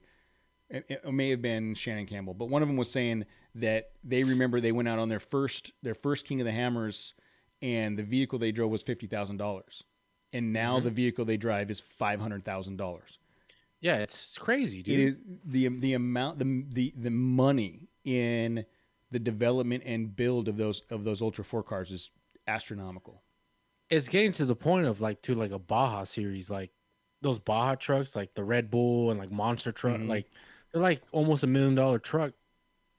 You're racing, and like at what point is like, when can guys like you and me, like us? There's no way we could ever enter even the Everyman Challenge in Hammers. Is like, you still have to dump in like 50, 60, 75K to get into that. Yeah. Casey and I, it's been something that we've been talking about for years, and something I still hope one day is a thing, but I don't know. Speaking about Casey, I mean, I don't know, does he want to keep that a secret of what he bought this weekend? He's in the chat. I was actually, it surprised me and then it didn't. Yeah, I'm whatever. Dude, if the question that you asked, you're like, okay, but the amount of people listen. Under the interwebs. The amount of people Cody that are Casey, we can talk about his Wrangler. The amount of people that are currently watching the show is different than the amount of people that are downloading it. So who gives a shit now? I mean, so Casey bought a Wrangler. Casey and Susan, my sister-in-law, bought a Wrangler. We just finished talking about how awesome her expedition did in Big Bear. And so apparently, and Tim made the point that he posted it up on Instagram too. So that's true. So apparently after that Big Bear trip, the expedition had a new sound that Casey was not excited about. And he was like, there's a knocking sound that is now scaring me. And the thing had over 200,000 miles on it, and she'd been wanting a new vehicle for a long time. And that's when most people sell Fords. It's like start making noises. Yes. What time to get rid of it? Yes, and they bought a 2016 Wrangler JK Sahara, black with the tan interior. It's beautiful. It looks really well maintained. Yeah, it only had, did it have 60,000 miles on it? I think 30, maybe 60, but low miles, very low miles. And he and I had some conversation going back and forth between the cost of this vehicle versus the cost of to get the price down below X, you'd need to buy a vehicle that was 3 years older with 100,000 miles. Is it worth it at that point? And so they were able to work it out and get the Wrangler, and I think they're going to use the crap out of it, right? She's never been afraid to go out and wheel. We've talked about this. She's wheeled the crap out of that Expedition and kept up with us. And I think the big issue is going to be arguing about who gets to drive the Wrangler. Yep. I think he did say that if we do Mojave, they'll take the Wrangler instead of the ZJ. The Jeep. Yeah. The ZJ. Well, I mean, you kind of want that stability, or you want to make sure you make it through. Not that there's anything that difficult, obviously, on the Mojave Trail, but Big Tasty's got a lot of rough mileage. Don't want to break down out in the middle of nowhere, end up like that 4Runner or whatever we saw. Yes. Yes. Just bashed. No, he said that he would save Big Tasty for the more demanding terrain. Technical terrain. But no, I mean that's the 15 freeway. Cleghorn, where I went last weekend. That would be Big Tasty territory right there. So that's a good segue right into. Are we going to talk about Mojave? Is that something that we're thinking of doing? We might as well. I am assuming we're going. I am assuming. I don't know. I'm getting ready for it. I'm trying to get the truck. Well, I mean, it's ready to go now, but I'm just saying. The truck is the least of my worries. The truck is ready to go. Camping gear, got to get that taken care of. The big thing for me right now is I don't know if Presley can handle 3 days in the desert. Yeah, so that's the thing I'm struggling with too. Is like I don't know if I take Letty and Damien, I don't know if Damien's gonna handle the 2 days in the desert. Yeah, it's she's. I don't know if I take my two boys, I don't know if I'm gonna be able to handle the 2 days in the desert. How about that? A lot of Bud Light. And then some. That's my struggle right now is with everything going on in the world. Should we take Presley, because I want her to experience. I think when we stop at some of the points of interest and she gets to play around there with the kids and the camping, like being out in the middle of the desert. She hasn't camped with me yet, but being out in the middle of the desert with the stars, and I think she'd love that. The downside is, there's 12 hours of drive time every day to get there.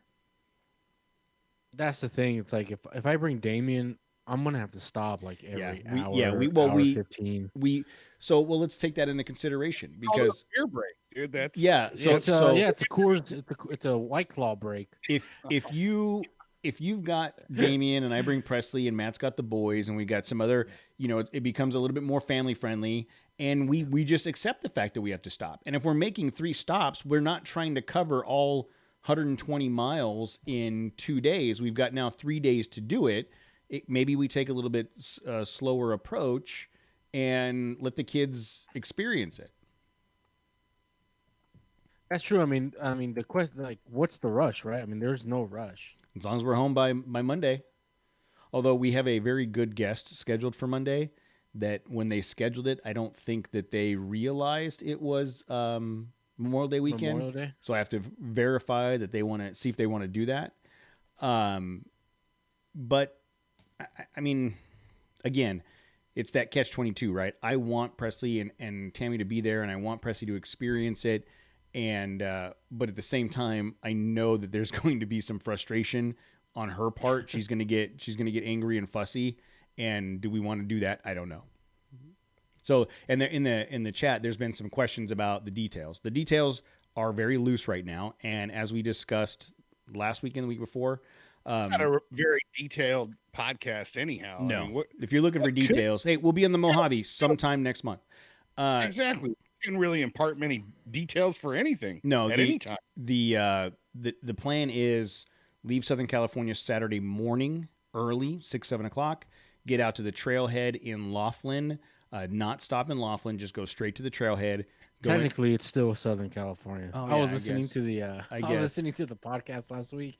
I'm like, well, it's still technically Southern California. Yeah, you're right. It's still on that side. Anyways, go to the easternmost point of the trail. Come in about 1/3 of the way. Camp Saturday night. Go another 2/3 of the way or 3/4 of the way. Hit Razor Road Sunday night. Spend the night at Razor Road. Tool around there, and then come home Monday morning. Those are the details. We just haven't figured out exactly how it's going to work yet. And that's going to come up fast, dude. Literally 3 weeks from now. Is it really 3 weeks? Yeah, like it's close, dude. Oh man, 1, 2. Oh man, so 2 weeks and 4 days. Damn it. Yeah. 3 weeks from today is Memorial Day. Memorial Day. Wow. Okay, so I mean, we're kind of leaning to doing it, right? At this point. Fuck it, we're going. Damn it, Jose. 1 hour 31 minutes. God damn it.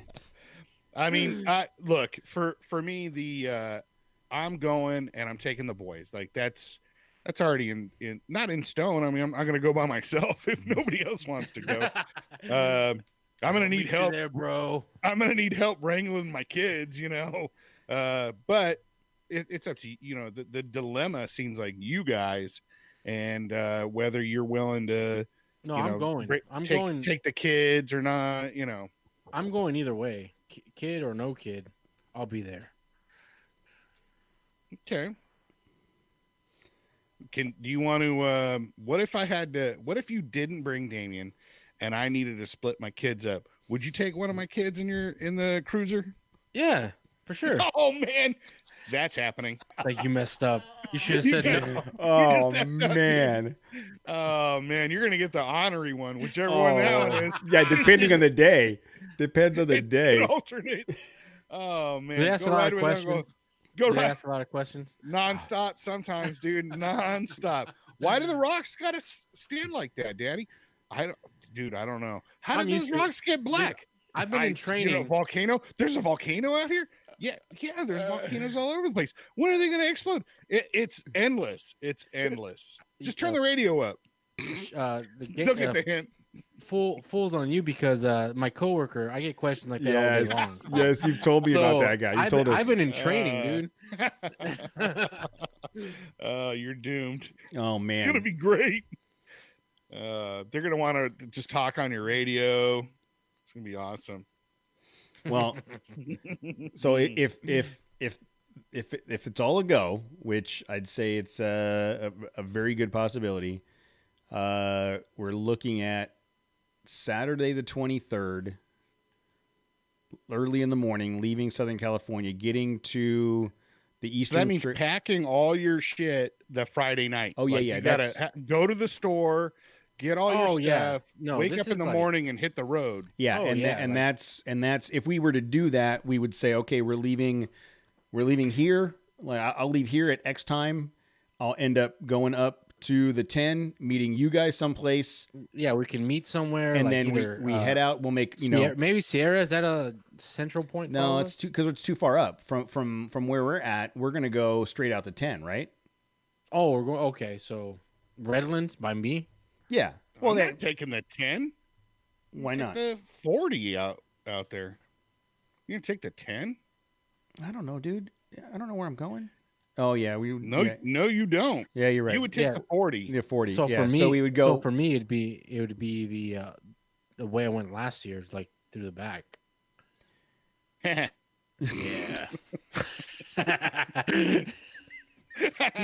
Oh, you guys suck so bad. Yeah, yes. You're gonna take the back again and again. Where are you going this year? Why is it so? I'm so easily amused. You guys, everybody just must be jealous of me. So I'm laughing the dumbest shit. So we'll meet in Barstow. Why wouldn't you just meet us in Barstow, Jose? Because I think it's shorter for me to go through Palm Springs. Okay. So you would go out the 10. Ludlow. So you would go out the 10 and meet us out like in Needles. Exactly. Okay. So either way, we'll plan a couple stops, and then well, I mean, Needles, that's basically the trailhead. I mean, you're gonna go all that way, the 10 out to the 95. I mean, I don't have to go out there. I mean, it saves me like 10, 15 minutes, right? I mean, I can backtrack a little bit. That way we all just meet like in Victorville or something, or Barstow, wherever we want to meet. Yeah, well, I would say, yeah, we all roll together, but I guess the plan would be. I mean, you know me, dude. I'll just I'll hit hyperspeed. Yeah, and I'll just meet you at the trailhead. Yeah, I can't do the Kessel run in 12 parsecs or whatever. Dude, last year, me and Cody were heading out there. Dude, we were hauling ass. Oh, that's right. That Friday night when we were meeting everybody out there, we were moving. We were moving. We were doing some speed. That's right. Dude, I went through the middle of nowhere by myself, dude. I had never driven through there. Yeah. Wherever I went through, it's like it was kind of crazy. Yeah, no, that's what I'm saying. I think we should all meet up and caravan out together, and we just say, all right, we're going to be at the trailhead at X time, and that's when we're heading out. Agreed. Damn it. So that means I need to start mapping now. Does it take you 3 weeks to map? I mean, we've done it like a half a dozen times already. It's pretty much. But I guess the stops, right? Yeah, we're doing it differently now. If you figure we hit the trailhead at noon, which is probably about right.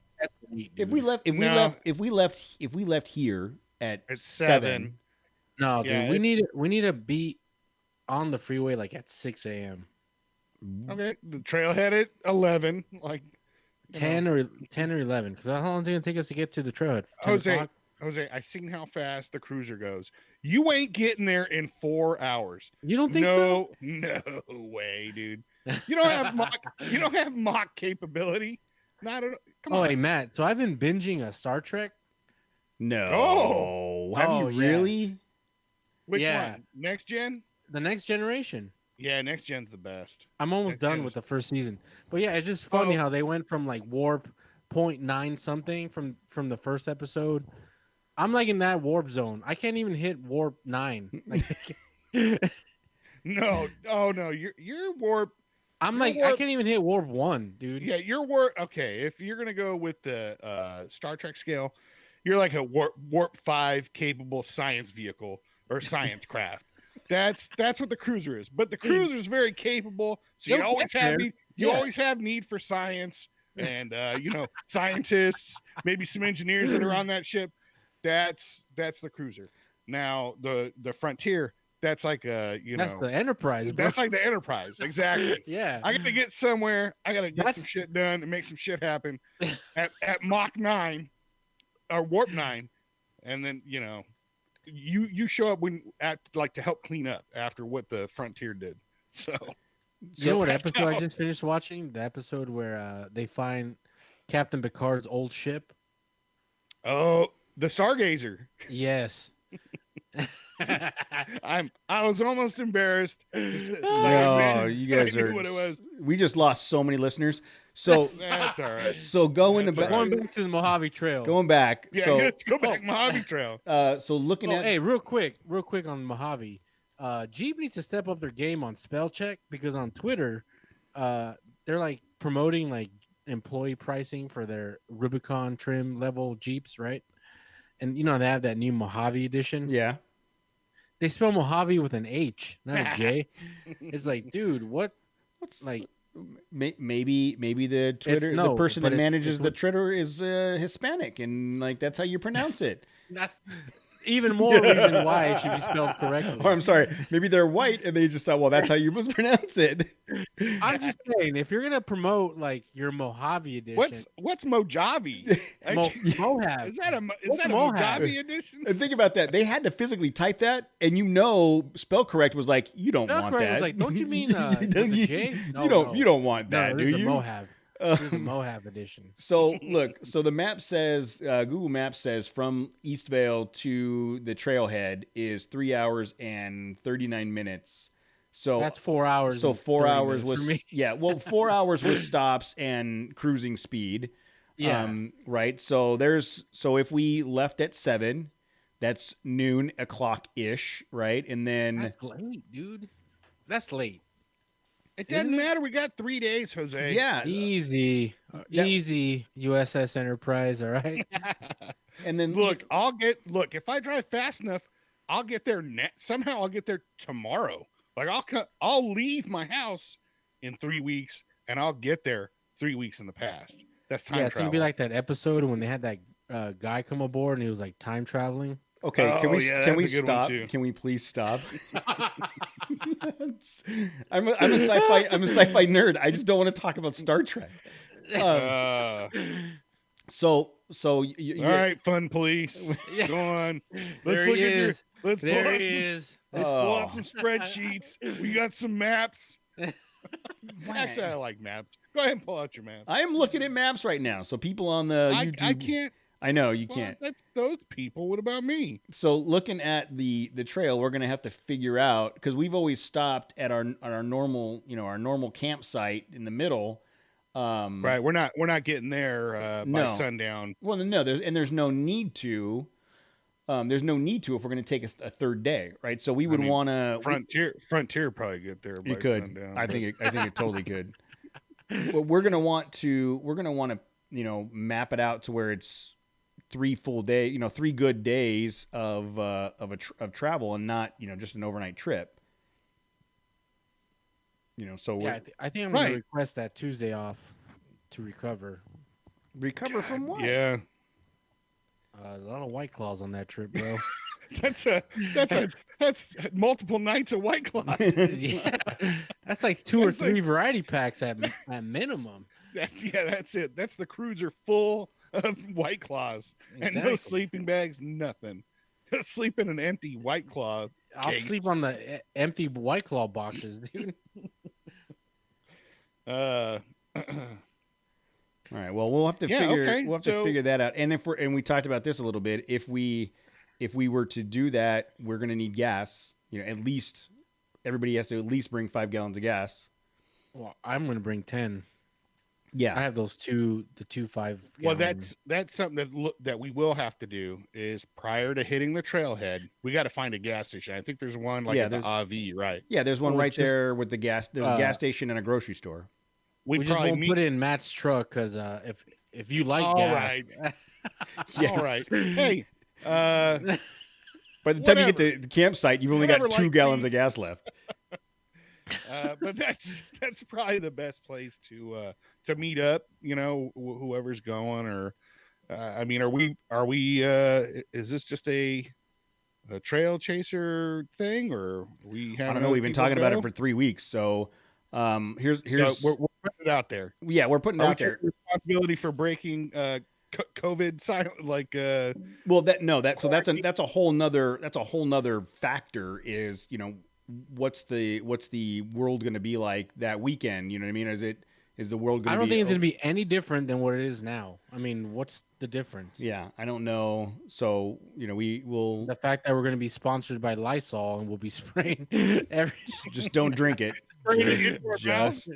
Oh yeah, we're going to be drinking Lysol shots. My president said, disinfect from within. Yeah, Lysol shots. You bring the Lysol shots, I'll bring the Pine Sol shots. Trade up. Oh man. So here's what we'll do. We'll make a final decision before we record next Monday. So that gives me time to figure out what I'm gonna do with the girls, and how that's gonna play out. Jose can have that conversation and figure out what he's gonna do. But we'll make a final decision by next Monday when we record, and at that point, I will have I'll make a registration like we've done in the past, where we're going to limit it to X amount of vehicles, and we'll put out a registration and say, okay, once the vehicles are, once that many spots are filled up, then we're done.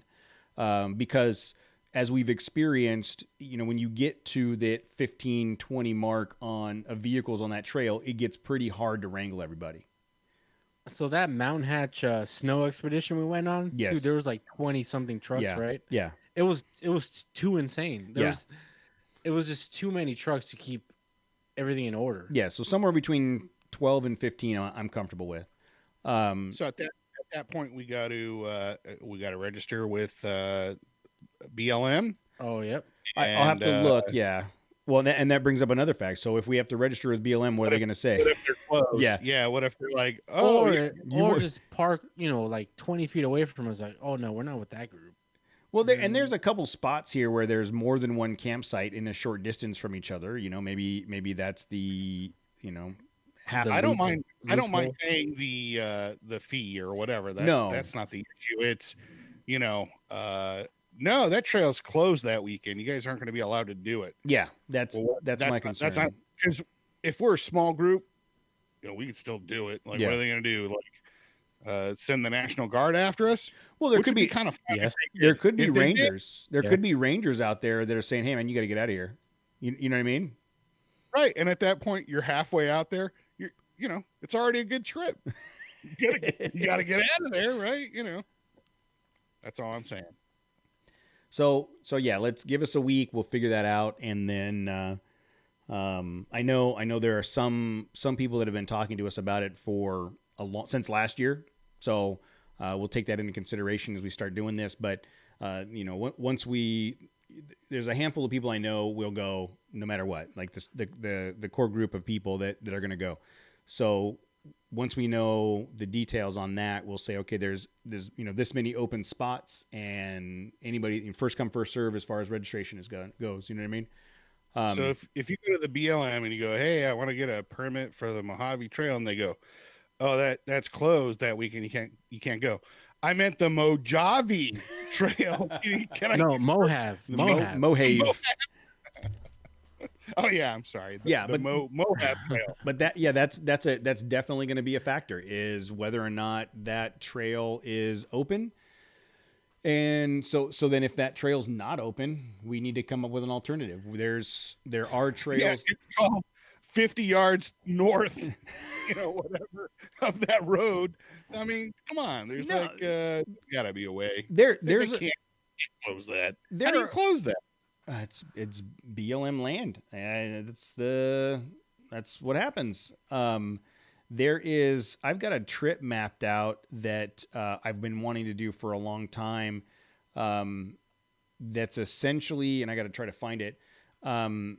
It's essentially a trip from Pioneer Town up into Big Bear, spending a night near Baldwin Lake.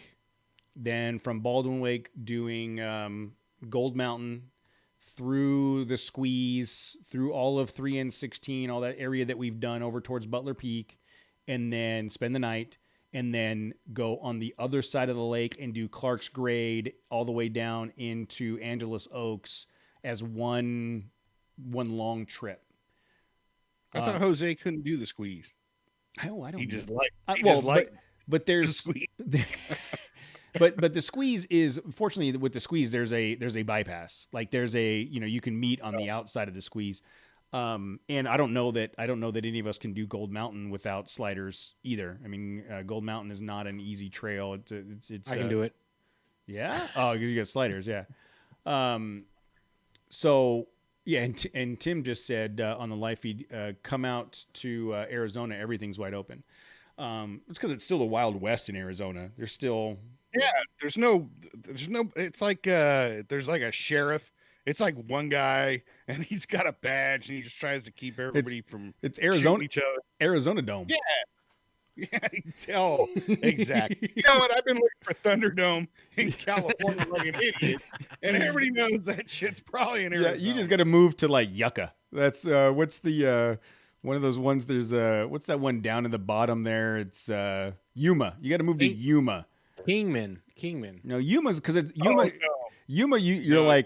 like 20 minutes away from Mexico, 20 minutes away from California. Like you're right there in the corner.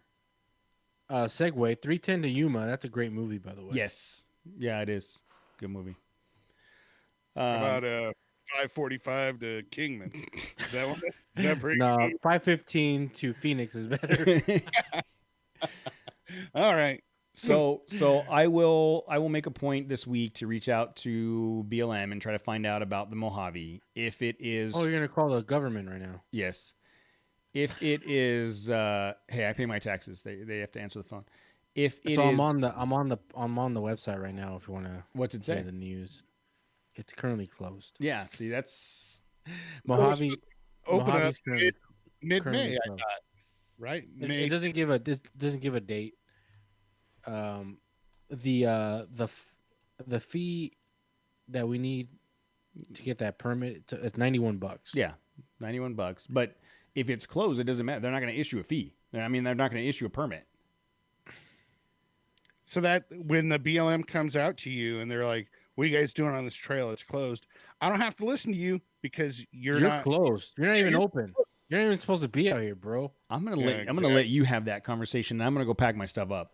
Hey, keep your distance, sir. We're trying to social distance around here. Yeah. Did you just cough on me? So I Yeah. mean, so that's a serious thing. So I mean, we definitely don't want to plan 15 rigs and 25 people or so to go out to a trail to get 15 minutes in and get turned around. You know what I mean? I to your point, Matt, if it was only 3 of us, it would be whatever. We'll chance it. We'll work our way around it. But you know what I mean? That's a big bummer for if we've got a group of people that big. Yeah, for sure. I mean, the more people we have, the more attention we're going to draw to ourselves, right? I mean, if you see a train of cars going down the Mojave trail, And then there's going to be some Jeeps there. There're going to be Jeeps there, so they're going to be smoking and stuff's going to be coming out of them and dropping parts. Yep. Well, I think you know what we plan on doing it, and hopefully in the next week or two, everything's supposed to start opening up. I would think a trail out in the middle of nowhere would be one of the first things that they would allow or whatever. If not, then We have to have an alternative ready to go.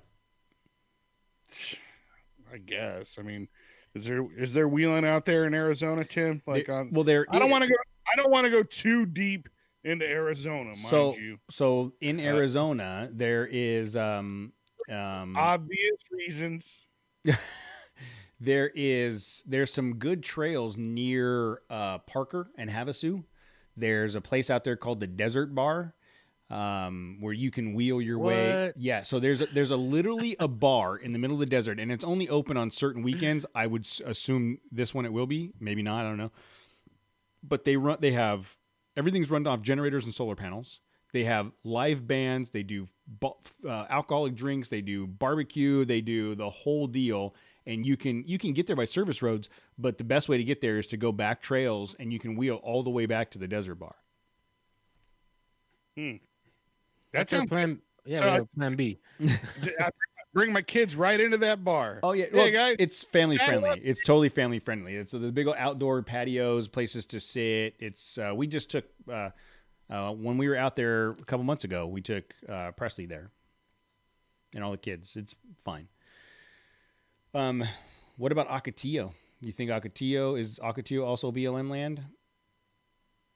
I think so. Probably. I don't know. I think so. Yeah, I think it is. So, okay, well, I mean, I guess at the end of the day, we want to Mojave. We got to figure it out, and then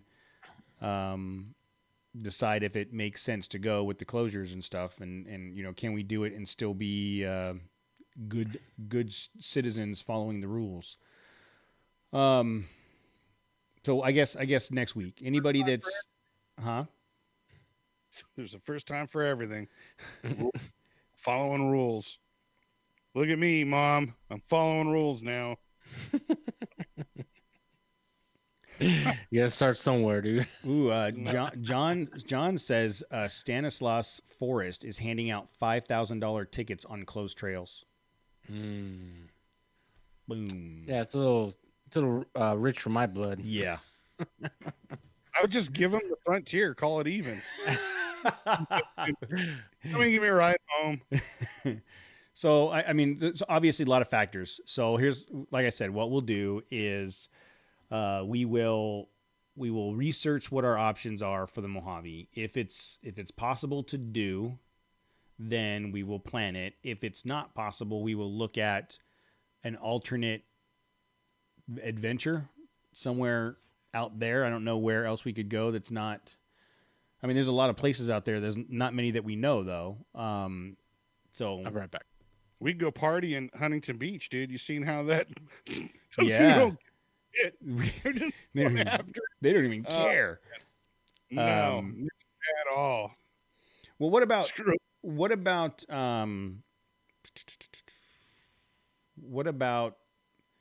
Glamis? And that area down there. That's BLM, right? Damn it, it is. Yeah, you got to pay to get into that place. Yep.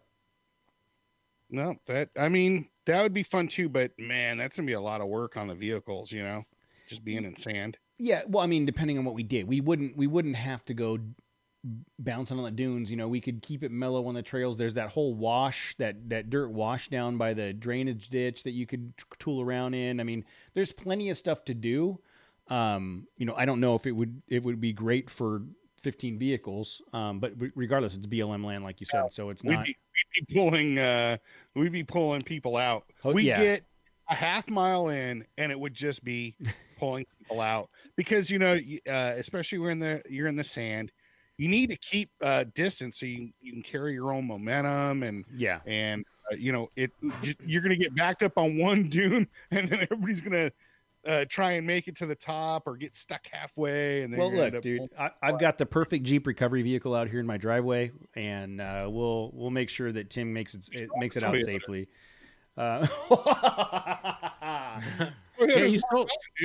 You sold a Toyota, dude. Jerk faces. What about Dumont Dunes? Is Dumont Dunes BLM land? Yes. Damn. Yep. BLM management. So all of the good places are BLM. I mean, I guess it really depends on when everything opens up again, right? I think they were saying May 15th, but I don't know if that's a California thing or is that a BLM thing. I don't know when. What was that? I think one of you sent that link to is like a mine halfway up to 395, 2 or 3 hours up to 395. Or maybe it's just something I saw on YouTube, but there's some kind of mine you can drive into. Yeah, that was like 2 miles into a mountain. Yeah, I sent that link. It was a video that a tire manufacturer did with the LGE team to kind of highlight something they were doing on a trip, and that's a good opportunity. Maybe. We haven't really gone up the 395. There's so much stuff to explore out there. Casey is suggesting Rattlesnake Canyon. Where's that at? Yeah, I saw that too. That's Python Alley. Right next door, Python Alley. That's like Landers or Johnson Valley. I think it's similar to like Pioneer Town or something. Yeah, it's off the 247. Looks like 247 heading south towards Lake Baldwin area. Yeah, it seemed like there was some pretty cool, things to see. But I don't think that's a very long trail. I think it's just like an afternoon type of deal. No, but if we were going to do that area, Johnson Valley, there's 1,000 miles of trails to do where we could maybe instead of doing a point-to-point trip. This is a camp in a specific location and go out and do a trail for the day, do a trail the next day, and do a trail the third day. You know what I mean? No, Mojave. Do it. Just do it. And you know what? Like, think about it. Are you going to pay the tickets? So if Matt is officially going to pay all of the tickets. Yeah, I'll pay all the tickets with my magical credit card, and I'll just wave them at the tickets, and they'll just go away. What about the guy? You know, there's the dude that we saw at our normal campsite who was running. Remember, it was like dusk. He was just running. It was what's his name? The sprinter. I know Usain Bolt. Huh? Usain Bolt? Yeah, Usain Bolt was out there just running out in the middle of nowhere, trippy as hell. And then what about the guy that me and Jose saw last year? We gotta make sure it's okay. What if he's waiting for us? You know, that could be bad, actually, Jose. Yeah, I don't. He's gonna be like, I remember you guys. I remember you guys. They always come back. He's sitting there with a 2x4 in one hand, just smacking me like, oh, John got him this year. Yeah. That damn Frontier. So yeah, what about those guys? I don't make sure. I'm not. I am not. Those guys aren't going to pay the ticket either. So I'm not too worried about it. So I guess the answer is I don't know. I guess the answer is we're going to have to do some research over the next few days and figure out if there is anything open. I think, Jose, was it you that mentioned the 15th? I feel like that was the. I hear that date being passed around, but I don't know if it's a California thing. Jose's usually right about this stuff. Not really. Oh, come on. If you start saying it, that it makes it's like the secret. You know, you start talking about it. It becomes it's gonna manifest itself. Enough of us start talking about it. Come on. But yeah, I know as far as California goes, like they already started opening up some stuff, or they're gonna open up by end of the week. Dude, we were all over Big Bear 2 weeks ago, right? It was packed. Yeah. Yeah. So according to this site, for California, Newsom issued the stay-at-home order on March 19th, and it has no end date set. However, on May 1st, he said that he's days, not weeks away from beginning to lift some restrictions to the state stay-at-home order. On May 4th, he said beaches in all cities of Laguna Beach and San Clemente in Orange County can open on a limited basis. And on May 4th, the state announced some retailers, clothing, florists, and bookshops will be allowed to reopen with curbside pickup. So it's definitely starting to. Yeah, it's not boiling over. I think there was like a boiling point where everyone's starting to reach. Like California was gonna, burst at the seams, but I think they're gonna have to start relieving some of that pressure. And the same website says in Arizona, they just said go ahead and eat each other. Whoever wins. No, that was Alex Jones that said he's gonna eat his neighbors. So we'll have to look. I think it would be prudent for us to have a backup plan if Mojave's not available. So let's just plan on having some conversations between now and next week and say, okay, here's our plan. And if we have a plan, if we're going to do something, then I'll put up a registration form that night on the live feed, and we'll go from there. We'll just, so, but yeah, at the end of the day, I would love to do Mojave. I just, we have to be cautious of what's going on. Yeah, be smart about it. Yeah. Yeah. And I swear that the biggest concern I have is getting everybody out there, having a ranger stop us and making us all turn around and get back on the road. Then what do we do? You know what I mean? And then we just spent 3 hours on the 40 to turn around and drive 3 hours back on the 40. I mean, that would be just a horrible day. I agree. I would just make a run for it. Yeah, but you're in the Nissan. You'd be fine. They're not going to catch you. What's Jose going to do? Yeah, what am I going to do, man? Jose's going to sacrifice me to the Rangers. Yeah. Get him, Jose, and then he takes off. Yeah. Matt's already got a history of just taking off. Taking it. Oh. So good night, everybody. Thank you for Matt, have you visited Hollywood lately? Um, so seriously, everybody that did join tonight, thank you for joining. Appreciate the conversations. We will be coming up with a plan for our trip if there's going to be one in the next week or so, and we'll go from there. But we're going to end the live feed right now, and appreciate everybody's time. Please send in the reviews, subscribe on the podcast feeds and on YouTube. And like and subscribe on YouTube. Like and subscribe. Our subscribers, since we've been doing these live feeds, our subscribers has continued to rise, just because there's that much more activity, and we're going to keep doing it. But send us your voicemails, 951-394-DIRT, and emails at thetrailchasers@gmail.com. Thanks, everybody. Have a great night. Thanks, guys. Thanks, guys. All right. So 2:05 is where we'll stop the feed. Tim suggested that we do a pool party at my house if we get turned around. I don't know that I can fit all of you in my pool. It's a small pool. We get more than... my pool will be the overflow pool. Yeah. Where the real party's at. And Tim said he's going to send in a 1-star review. Thanks, dude. Appreciate it. Thanks, dude. Yeah. And for those of you on, like I said, I'll let you guys know what the plan is, and we'll send out a registration. And you know, there are a handful of people, like I said, that have been asking to join us on a trip for a while. So I'll make sure I reach out to those people first, and then go from there. But after that, I mean, as of now, we're going to stop the stream, and thank you guys for joining us. Joey, Tim, Casey was on there. Joe K was there for a while. Elam was there. Who else do I see? Grizzly Gaming 181. I think that's Zen. So thanks for everybody for joining. Appreciate it. Have a good night.